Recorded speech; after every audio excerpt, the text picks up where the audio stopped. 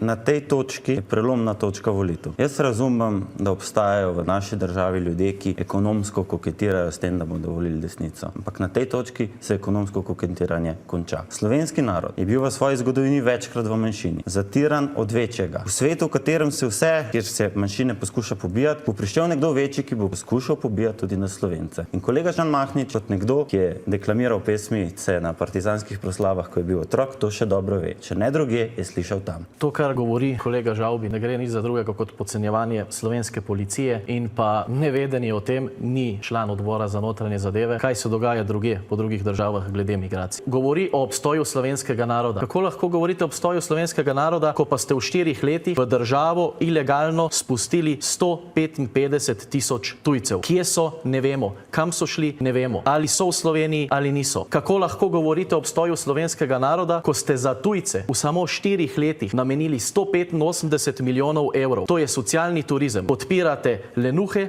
ki ne želijo delati, socialno podporo je treba dati slovenskemu državljanu, ki ne more delati, pa ni sam kriv, da ne more. Takemu je treba pomagati. Tistim, ki pa izkoriščajo socialno državo, med katerimi je tudi teh 150 tisoč ilegalnih migrantov, tem je pa treba zapreti pipe. In zato, še enkrat poudarjam, je potrebno začeti z deportacijami na razumen, predvsem pa human način. Ne na tak način, kot to počnejo v Združenih državah Amerike, ampak na evropski način, kot to počnejo tudi druge evropske države. Spoštovani,